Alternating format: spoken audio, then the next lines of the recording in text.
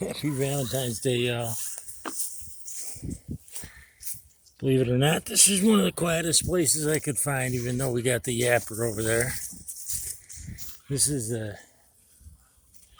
pretty much a vacant lot, even though there's a building right there. Probably shouldn't be here, but why not? Here. At least now he's too many distractions in that other field that we were in, so we decided to come over here for a bit. Temperature got into the low 70s in the great state today. It's supposed to stay right up there most of the week. Had one little patch of chilly weather, not really cold, but chilly over the weekend. It was on Saturday, dropped down to just below 30.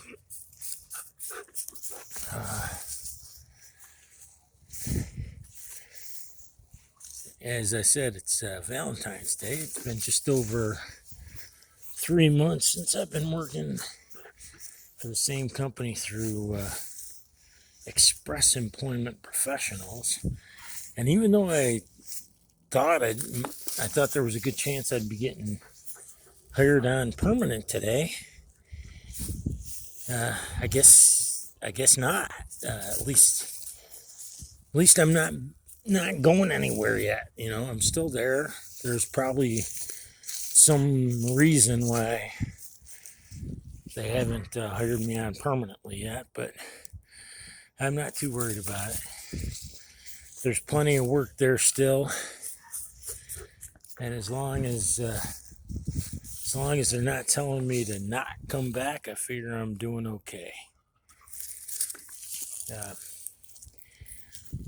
One thing I did notice, zipping through the channels on cable today, was that the only ones that seemed to be covering anything about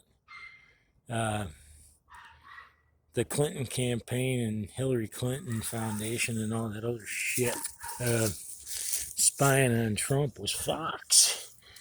Now, I know Fox isn't unbiased. You don't have to tell me. You don't have to rant on about how they're controlled by a big-time liberal investor or owner, whatever. I know. But at least they are covering the fact that Clinton paid, I think it was Perkins Coie or something like that, and somebody else to hack the servers, not only during the 2016 campaign, but also while Trump was in office. And Trump even mentioned something about, if this was in our nation's past, those people would be executed. I mean, Trump didn't come right out and say executed, but he implied that there would have been much worse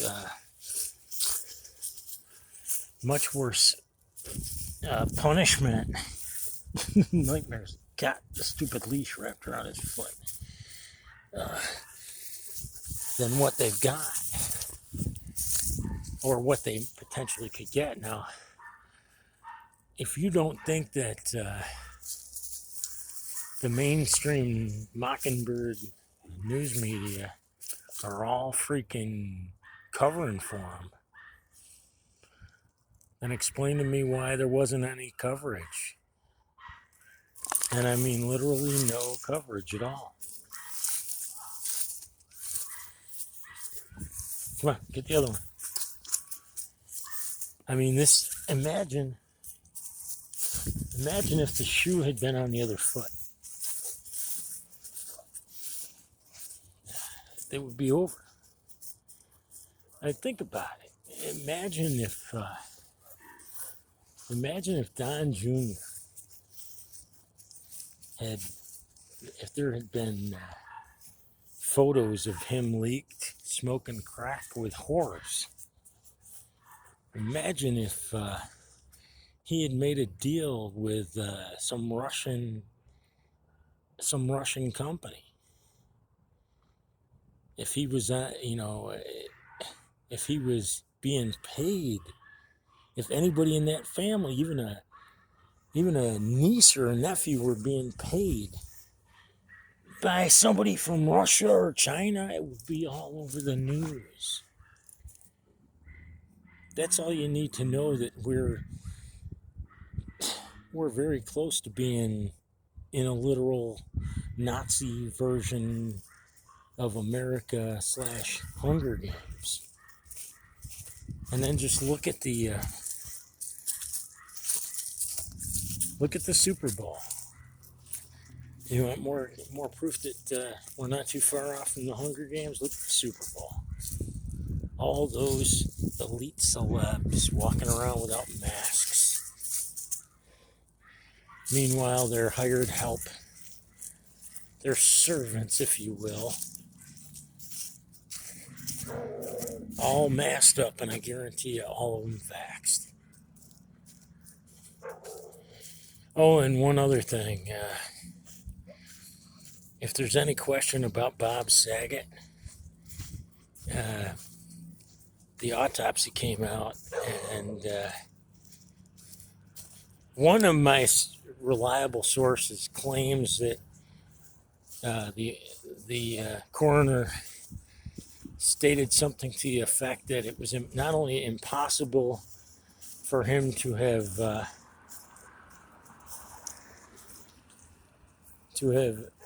incurred such an injury by just falling, that his skull was in such bad shape that it looked like he had been bashed in with a baseball. It had been bashed in with a baseball bat. So there's a lot of ways to look at that news. Maybe he was getting ready to pop his cork. Maybe he already popped his cork. I'm pretty sure the good guys wouldn't have beat his head in with a baseball bat. Although, who knows? Maybe he was a real sick, evil motherfucker.